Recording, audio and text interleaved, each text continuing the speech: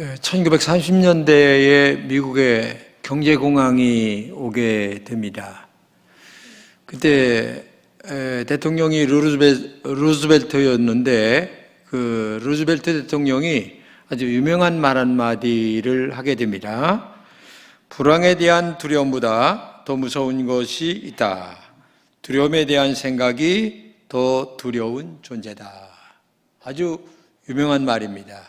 이 말 한마디로 말미암아 경제 공황이 바뀌어지게 되는 아주 계기가 되게 되죠. 우리에게 무엇인가 두려워하는 이유가 우리 마음속에는 자리 잡고 있습니다. 그것은 우리가 두려워하고 있는 것 자체보다 두려움이라고 하는 마음이 우리를 지배하고 있기 때문에 그렇다는 거죠. 우리가 하나님을 믿습니다. 하나님의 전능하심과 살아계심을 믿습니다. 그런데 믿는다고 말은 하지만 실상 삶 속에서 살아갈 때 보게 되면 하나님을 전혀 믿지 않는 삶과 행동과 말을 하면서 살아갈 때가 거의 태반입니다. 우리가 하나님을 정말 믿는다면 우리의 마음도 담대하고 또 모든 어려움과 고난을 만날 때에 그것을 믿음과 신앙으로 확실하게 이겨나갈 수가 있을 텐데 그렇지 못할 때가 많이 있다는 얘기예요. 말은 믿는데 실제는 안 믿는단 말이죠. 하나님을. 그래서 결국 안 믿는 사람처럼 행동하게 된다는 얘기예요. 그러나 반대로 하나님을 확실하게 믿는다면 우리의 신앙이 아마 달라지지 않을까 하는 생각을 가져보게 되죠. 그렇기 때문에 말과 상황이 정말 이렇게 다를 때에 하나님을 믿지 못하고 있는 것이 우리의 영적 질병 중에 하나다 이렇게 볼 수가 있죠. 2차 세계대전 때 전투에서 약 30만 명이 죽었습니다. 근데 그 아들을 전쟁터에 보내고 난 그 가족들, 아버지, 어머니, 아내, 자녀들 이런 사람들의 마음이 굉장히 두려웠다고 그래요. 근데 나중에 조사를 해보니까 결국 그들이 이런 질병 저런 질병이 생겨서 죽었는데 안타깝게도 숫자가 100만 명이 넘었다는 겁니다. 그러니까 전쟁터에 가서 죽은 사람보다 집에서 염려와 근심 때문에 죽은 사람이 훨씬 더 많았다고 하는 그런 통계를 지금 갖고 있습니다. 정말 왜 그러냐? 마음의 평안과 기쁨이 없기 때문에 그렇죠. 두려움이 훨씬 더 컸기 때문에 그렇습니다. 그러자 생명까지 빼앗기게 되는 어려움을 갖게 됐다는 얘기입니다. 제가 이번 일로 마음의 평안을 잃어가면서 하나님은 살아계신데 왜 내 마음의 평안이 이렇게 없을까라고 하는 마음의 질문을 많이 기도하면서 던져보았습니다. 그것은 저도 역시 마음속으로 살아계신 하나님에 대한 고백은 있지만 확실한 신앙이 마음에 덜하구나 하는 생각을 제 스스로 갖게 됐습니다. 그래서 하나님께 정말 회개 기도를 드리면서 살아계신 하나님을 더 확실하게 믿게 하여 달라고 하는 그런 기도를 마음속에 드릴 때가 있었습니다. 오늘 본문의 저자는 다윗입니다. 근데 다윗이 이스라엘 왕이죠. 어렸을 때 많이 고생했습니다. 근데 지금 평화롭게 살아가고 있습니다. 그런데 이렇게 평화롭게 살아갈 때에 더 하나님께 가까이 하고 그리고 더 기도 많이 하고 더 하나님께 충성하는 신앙생활이 되어야 되는데 사람들은 평화롭게 살고 여유 있게 살다 보게 되면 세상으로 빠지는 확률이 훨씬 더 클 때가 많아요. 다윗도 역시 마찬가지였습니다. 근데 그때 다시 큰 어려움이 닥쳐오는데 그게 뭐냐면 아들 압살롬이 반역을 하여 아버지를 쫓아내고 자기가 왕이 되겠다고 하는 이런 전쟁을 일으키게 됩니다. 다윗은 일생을 전쟁터에서 보낸 사람이에요. 전쟁에 굉장히 능한 사람이었습니다. 누구와 싸워도 전쟁만은 자신 있는 사람이었어요. 근데 아들과 싸울 수가 없는 거예요. 정말 아들과 싸워서 이겼다고 한들 어떻게 되겠어요? 그래서 버선발로 도망을 갑니다. 그런 어려운 상황 속에서 잃지 않은 것 하나가 있는데 그게 뭐냐면 바로 마음의 기쁨과 평안이 있었다는 거죠. 어려운 환경 속에 있습니다. 자식이 배반했습니다. 마음이 얼마나 아프겠어요. 그런데 놀랍게도 마음속에 한 가지 기쁨과 평안을 잃지 않고 살았다는 것입니다. 어려움이 다윗을 정복한 것이 아니었습니다. 오히려 다윗이 어려움과 고난을 정복해 나가는 그런 신앙을 오늘 본문에 말하고 있는 거죠. 대단한 믿음이요, 대단한 신앙의 실력가다. 그의 신앙 고백을 오늘 본문 7절입니다. 주께서 내 마음에 두신 기쁨은 그들의 곡식과 새 포도주가 풍성할 때보다 더합니다. 여러분, 곡식과 새 포도주가 풍성할 때보다 더하다. 이것은 한마디로 얘기하면 다윗은 지금 굉장히 어려움 속에 있지만 그의 내면의 마음 속에는 굉장한 기쁨과 그리고 흥분되는 하나님 앞에서의 영적 자유함을 누리며 살아가고 있다고 하는 그런 것을 얘기하고 있는 것입니다. 왜냐하면 농부가 추수하여 열매를 수확할 때의 기쁨이 최고의 기쁨이니까. 그 최고의 기쁨을 다윗은 지금 농부의 기쁨으로 지금 얘기하고 있기 때문에 그렇습니다. 이러한 추수의 기쁨을 오늘날로 말하면 이런 얘기입니다. 회사에서 월급이 올라갔습니다. 그 다음에 장사가 잘 됩니다. 아주 건강도 굉장히 좋습니다. 아이들이 좋은 학교에서 성적도 많이 올라갑니다. 일이 술술 잘 풀려갑니다. 하는 것마다 잘 돼요. 이것이 바로 곡식과 새 포도주의 풍성함이라고 얘기할 수가 있는 거죠. 이때에 육신이 얼마나 잘 돼갑니까? 그러면 많은 사람들은 행복하죠. 기쁘고 즐거운 겁니다. 그러나 다윗은 약간 차이가 있는 기쁨을 얘기하고 있는 거예요. 이런 육신이 잘 될 때의 기쁨을 얘기하는 것이 아니라 환경이 주는 기쁨이 아니라 물질이 주는 기쁨이 아닙니다. 지금 쫓기고 있는 상황입니다. 광야에 잠잘 곳도 없는 어려운 형편입니다. 곡식이 풍성한 기쁨이 광야에서 일어나겠습니까? 없어요. 그런데도 주께서 내 마음에 두신 기쁨은 그들의 곡식과 새 포도주가 풍성한 때보다 더합니다. 라는 고백을 하고 있다는 얘기입니다. 이 말씀은 차원이 다른 기쁨을 얘기하는데 바로 영적으로 하나님과의 관계성을 지금 고백하고 있는 거예요. 환경은 어렵습니다. 너무나 고통스럽습니다. 굉장히 어려워요. 힘들어요. 눈물 납니다. 자식에게 쫓겨나갑니다. 그런데 하나님과의 영적 관계만은 새 포도주가 풍성할 때보다 더합니다. 이렇게 흘러넘치는 심령 깊은 곳에서 영적인 기쁨이 흘러넘치는 기쁨을 고백하는 기쁨을 얘기합니다. 하나님과의 바른 관계인 영적 평안을 우리에게 말하고 있는 것입니다. 이것은 세상의 만사형통과 전혀 다른 차원의 기쁨을 얘기하고 있는 거죠.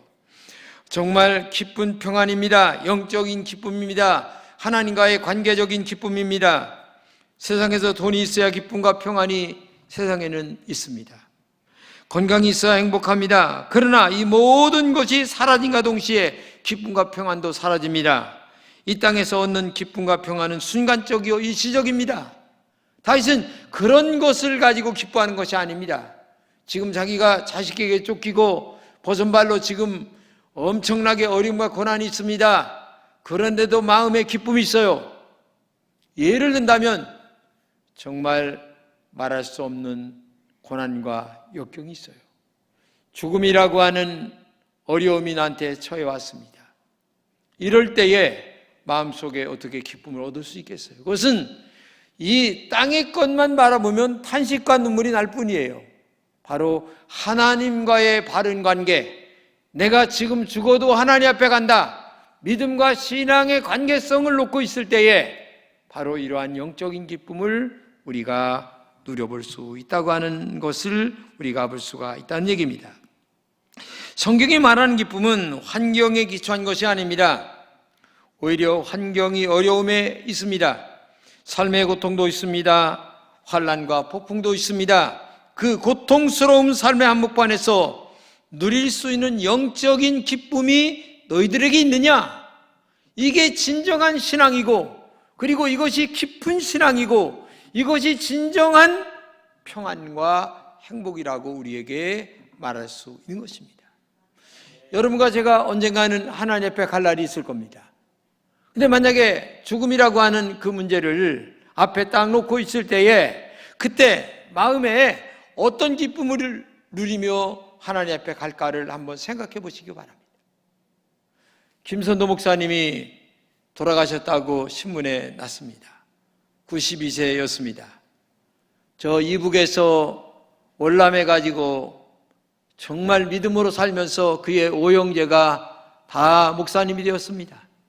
어머님의 기도 덕분이었습니다. 근데 정말 강남에 와서 큰 교회를 이루고 마지막 아들이 대를 이어서 목회를 얼마나 잘하고 있는지 모릅니다. 그런데 어제 돌아가셨다는 그 신문을 보면서 정말 김 목사님께서 하나님의 나라 갈 때에 어떤 마음으로 가셨을까? 내가 이 설교를 생각하면서 정말 하나님과의 영적인 관계 속에 얼마나 행복한가 기쁨을 누리면서 하나님 나라에 갔을까라고 하는 생각을 가져보게 됐다는 얘기입니다. 성경에 말하는 기쁨은 환경에 기초한 것이 아닙니다. 오히려 환경에 어려움이 있습니다. 고통도 있습니다. 폭풍도 있습니다. 이때 영적인 기쁨을 우리에게 말하고 있는 것입니다. 우리가 세상을 살아가다 보면 삶의 문제도 있어요. 비바람도 있고 폭풍우도 있습니다. 아픔과 상처도 있습니다. 사는 것이 너무나 힘들어요. 거기다 요즘은 코로나 전염병까지 상고라니 뭐 할 수 있는 것이 없어요. 작은 기업하는 분들이 얼마나 어렵다는 얘기들을 많이 듣는지 말할 수가 없어요. 그런 가운데서 주님께서 고난과 환경을 뛰어넘는 근본적인 평안, 영적인 기쁨을 하나님과의 관계 속에서 우리가 누리며 살아갈 때에 은혜가 풍성한 삶이 될 줄로 믿습니다. 요한복음 14장 27절입니다. 평안을 너희에게 끼치노니 곧 나의 평안을 너희에게 주노라. 내가 너희에게 주는 것은 세상이 주는 것과 같지 아니하니라. 자, 삶의 폭풍우 속에서도 아무도 빼앗아 갈 수 없는 하나님과의 관계성 속에서의 평안을 우리에게 얘기하고 있는데, 바로 이 평안을 누가? 다윗이 지금 소유하고 있다고 하는 사실을 얘기하고 있는 거예요. 오늘 본문 8절입니다. 내가 평안히 눕고 자기도 하리니 나를 안전히 살게 하시는 이는 오직 여호와입니다. 지금 쫓기는 상황 속에 있는데 내가 평안히 눕기도 하고 자리니 나를 안전하게 살게 하시는 이는 오직 여호와다. 여호와 하나님뿐이다. 하나님과의 관계성을 가지고 지금 마음의 평안을, 추수 때의 기쁨을 누리고 있다는 거예요. 여러분, 정말 어려움과 고난 속에 있을 때에 그 어려움과 고난만 바라보지 말고 하나님과의 바른 관계성을 누리면서 정말 진정한 기쁨이 무엇인가를 맛볼 수 있는 은혜가 있기를 축복합니다. 다윗은 지금 자기 아들 압살롬에게 지금 쫓기고 있는 상황입니다. 폭풍 전야와 같은 상황입니다. 죽을 수도 있는 상황입니다. 네? 불안과 두려움이 가슴 속에 엄청나게 찾아올 수밖에 없는 상황입니다. 정말로 밤을 뒤척이며 잠을 잘 수가 없는 상황입니다. 어젯밤에도 잠을 제대로 못 자며 뒤척이며 잠을 이루지 못한 분도 아마 있을 것입니다. 이런 염려 저런 염려 때문에 마음의 아픔도 있었을 것입니다. 마음의 기쁨과 평안이 없어서 그렇습니다. 여러분, 여호수아랍 리브멘이라고 하는 사람의 소설에 마음의 평안이라는 책이 있어요. 한 청년이 노인을 찾아가서 소원을 부탁합니다.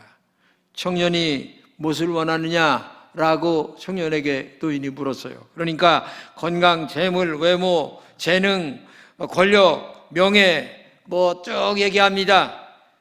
그러자 이 소원을 말하는 청년에게 노인이 매우 뜻깊은 말을 던집니다. 그게 뭐냐면, 여보게 젊은이, 그러나 마음에 평안이 없으면 아무것도 즐길 수가 없다네. 너무나 유명한 말입니다. 그러니까 어느 것을 소유하느냐가 중요한 게 아니라 평안을 가장 먼저 소유할 때에 작은 것도 감사할 줄 알고 작은 것도 하나님께 영광을 돌리며 평안한 마음으로 살아가는 은혜가 우리에게 있을 줄로 믿습니다. 다윗은 깨달은 것이 있습니다. 환경을 초월하는 초월적인 기쁨과 평안이 있다는 것을 알았습니다. 나를 안전히 살게 하시는 이는 오직 여호와 하나님이라는 것을 알았습니다. 바로 하나님 안에 있을 때에 진정한 평안과 기쁨이 있다는 것을 알았습니다. 그렇기 때문에 오늘도 여러분과 제가 하나님 안에 있으려고 하는 신앙적 자세가 여러분들에게 있어야 될 줄로 믿습니다. 지난 9월에 태풍이 지나갔습니다. 포항 사건 여러분 아시죠? 지하주차장에 물이 들어가서 정말 인명피해가 있었습니다. 시설 파괴도 수없이 있었습니다. 얼마나 큰 어려움이 있었는지 말할 수가 없어요. 그런데 반면에 좋은 건물 속에 있었던 어느 분들은 그런 폭풍우 속에서도 아주 마음의 여유를 가지며 안전하게 커피 한 잔을 마시면서 즐겁게 차 한 잔을 마시는 그런 분들도 있었을 거예요. 이게 왜 그런 줄 아십니까? 바로 튼튼한 창문 안에 있기 때문에 그렇습니다. 오늘도 여러분과 제가 가장 우리를 안전하게 보호하시는 전능하신 튼튼한 하나님 안에 있을 때에 우리의 마음의 평안과 기쁨이 함께할 줄로 믿습니다. 이게 진정한 믿음이요 신앙인 것입니다. 환경과 조건을 초월한 믿음이에요. 이런 믿음을 갖고 살아갈 때에 우리의 삶이 윤택해지고 우리의 모든 것들이 새롭게 아름다워지는 은혜가 있을 줄로 믿습니다. 인생의 폭풍우가 밀려옵니다. 거친 파도가 들이닥칩니다. 삶의 고통과 우환이 찾아옵니다. 하지만 하나님 안에 있을 때에 기쁨과 은혜가 넘친다는 얘기입니다. 아파트 현관문을 외제키로 잠근다고 평안이 찾아오는 것도 아니고 솜니부를 아름답게 덮는다고 해서 평안이 찾아오는 것도 아닙니다. 생각해 보세요. 오직 하나님 안에 있을 때만이 참된 평안이 우리 안에 있다는 것입니다. 말씀 안에 거할 때에 참된 평안이 있게 된다는 얘기입니다. 성령님의 충만함 속에 거할 때에 평안이 있을 줄로 믿습니다. 깊은 기도 안에 있을 때에 평안이 있다는 것을 믿으시기 바랍니다. 오늘 본문을 읽지 않았습니다만은 오늘 8절까지밖에 없어요. 근데 1절에서 6절까지를 읽어보게 되면 기도라고 하는 말이 5번 정도 나와요. 다윗이 기도했다, 기도한다는 말과 같은 말, 또 이런 얘기가 5번 정도 나온다는 얘기입니다. 깊은 기도가 우리를 평안하게 만든다는 얘기입니다. 다윗은 그 쫓기는 속에서도 하나님 앞에 정말 마음속으로 기도했어요. 깊은 기도를 드렸어요. 그랬더니 하나님의 성령의 평안한 은혜가 그를 지배한 줄로 믿습니다. 그래서 그런 어려운 속에서도 마음과 평안을 누렸기 때문에 추수의 기쁨으로 마음의 평안을 표현하고 있는 다윗의 신앙인 줄로 믿습니다. 사람들은 이 땅에 사는 동안 죄의 종이라는 사실을 잊고 살아갈 때가 많이 있어요. 우리가 죄 안에 얼마나 깊이 빠져 살아가는가를 알아야 합니다. 사람들은 자신의 죄에서 벗어나기 위해서 힘없는 결심이라는 강물에 수없이 목욕을 하면서 아무리 다짐을 한다 한들 작심삼일로 끝날 때가 많이 있어요. 근데 이 작심삼일을 수없이 많이 했다 할지라도 그것을 한 방에 이겨나갈 수 있는 길은 오직 하나님의 성령의 은혜가 임할 때에 끝나게 될 줄로 믿습니다. 어떤 분이 담배를 끊으려고 수십곽 수백 곽을 하나 내지 두 개, 세 개, 네 개, 다섯 개 피우고 던지고 또 던지고 하면서 끊으려고 아무리 애를 써도 안 되는 거예요. 그런데 하나님, 나 정말 담배 끊고 싶어요. 믿음으로 하나님의 은혜가 나에게 임하게 해주세요. 근데 어느 날 담배 한 가치를 딱 물려고 하는데 놀랍게도 그 담배에서 아주 쓴내가 나고 악취가 나고 더러운 냄새가 나서 도저히 담배를 물 수가 없다는 거예요. 그래서 할 수 없이 담배를 던졌는데 그때부터 저절로 담배가 끊어졌다는 그런 이야기 들은 적이 한두 번이 아닙니다. 이건 뭐냐? 하나님의 성령의 역사가 그를 지배했기 때문에 그런 담대함에 작심삼일 수십 번 수백 번 했어도 안 되던 그것이 단 칼에 끊어지는 은혜가 생기게 됐다는 사실을 우리가 믿어야 될 줄로 믿습니다. 주님은 이렇게 말씀하십니다. 진리를 알지니 진리가 너희를 자유케 하리라 말씀하십니다. 이 진리는 일시적인 것이 아닙니다. 영원한 것입니다. 이 진리는 이 땅에 속한 것이 아닙니다. 하늘나라에 속한 것입니다. 샘솟아 솟아나는 평안의 근원이 예수 안에 있다는 사실을 우리가 알게 될 때에 진정한 영적 평안이 우리 안에 솟아나게 되는 줄로 믿습니다. 그렇기 때문에 오늘도 주님이 성령 안에 거하시는 은혜 가운데 살게 해달라고 기도하는 여러분 되시기를 축복합니다. 성령님 나를 지배하여 주옵소서. 성령님 나를 머리끝부터 발끝까지 내 심령과 입과 말과 모든 것들을 지배하여 달라고 하는 마음이 내 마음속에 있을 때에 하나님의 은혜와 사랑과 능력이 함께할 줄로 믿습니다. 이 놀라운 역사를 믿고 오늘도 성령 안에서 믿음으로 승리하는 여러분 되시기를 진심으로 축복합니다.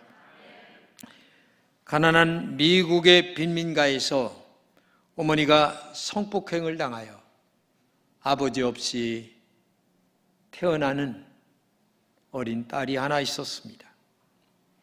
이름이 에델 월터스입니다. 그녀는 젊은 날을 비관하며 타락과 방종의 삶을 살았습니다.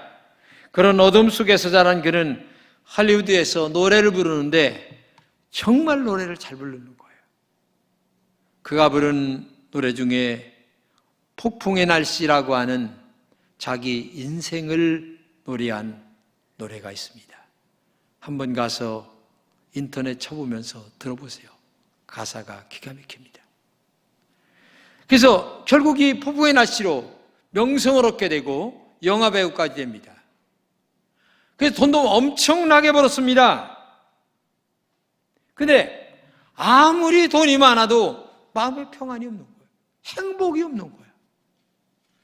그래서 마음속에 겉으로는 화려하지만 내면의 세계에서는 방황이 있는 거예요. 방황이. 근데 어느 날 길을 걸어가는데 길가에서 전도하는 자들이 주는 전도지 한 장을 받습니다. 그리고 그들이 하는 말이 예수님을 믿으세요.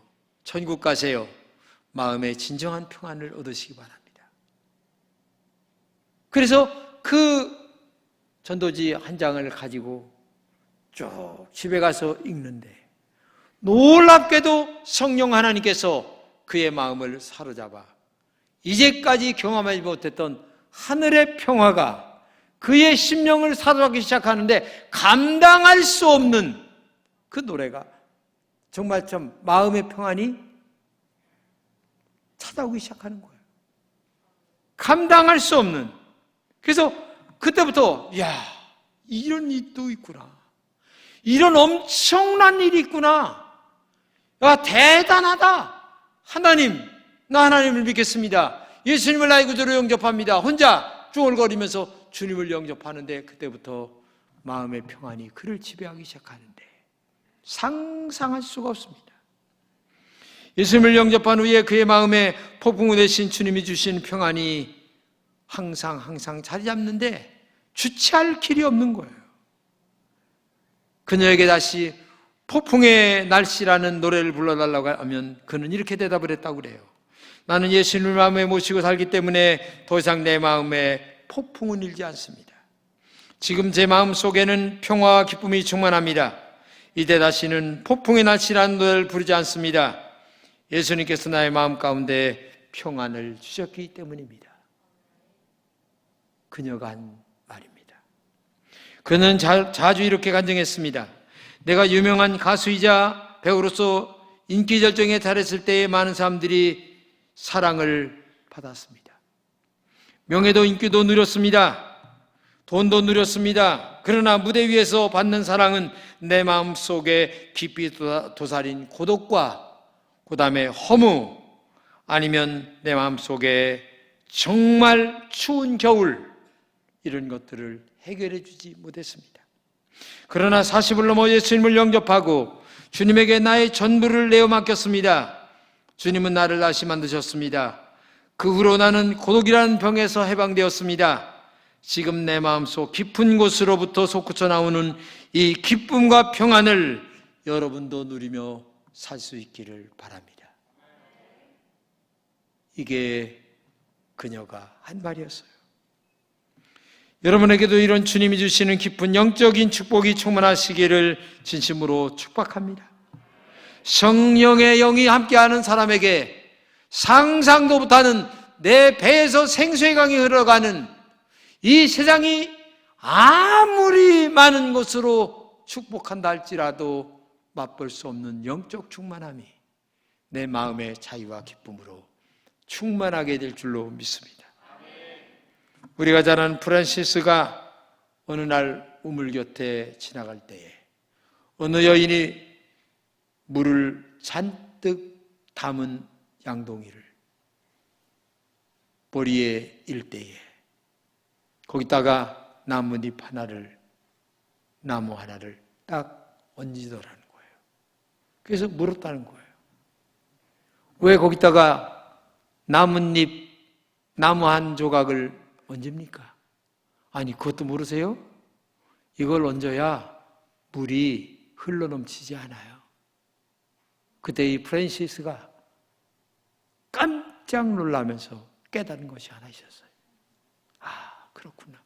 우리 마음속에 폭풍이 몰아치고 답답함이 몰아치고 어둠이 몰아치고 수많은 고난과 역경과 눈물이 내 마음을 흘러넘치게 할 때에 주님의 빨간 십자가의 보혈의 은혜의 십자가를 내 마음속에 넣을 때에 내 마음에 진정한 평화가 있을 수 있구나 라는 사실을 알게 됐다는 사실입니다. 오늘 여러분의 마음속에 무엇으로 평안을 찾으려고 하십니까? 한번 깊이 자신의 신앙관을 갖고 질문해 보시기 바랍니다. 아직도 내 안에 내가 주인입니다. 내 욕심이 주인입니다. 하나님 앞에 진실하게 나를 내려놓지 못하고 살고 있습니다. 그러다 보니 아직도 내 안에 진정한 평화가 없습니다. 인간적인 세상 사람들과 똑같은 평안을 찾으려고 하는 것이 우리들의 모습 아닙니까? 이것은 아무리 먹어야 바닷물을 먹어 또 물을 먹고 싶은 마음이 드는 것처럼 정말 갈증만 일으킬 뿐입니다. 그렇기 때문에 오늘도 십자가 보혈의 성령의 은혜가 여러분들을 지배하여 오늘도 진정한 평화가 여러분을 지배할 수 있기를 축복합니다. 골로새서 3장 15절입니다. 그리스도의 평강이 너희 마음을 주장하게 하라. 그렇죠. 진정한 평안은 그리스도의 평안이 나를 지배할 때만이 평안이 올 수가 있다는 겁니다. 오늘 본문 말씀을 다시 봅니다.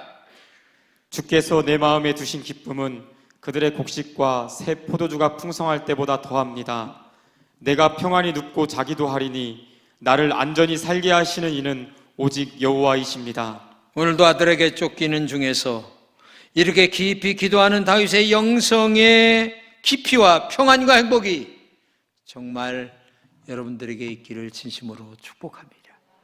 이 평안, 하늘이 주는 평안, 여러분들은 아직도 이 평안을 한 번도 경험하지 못한 분들이 아마 있을 거예요.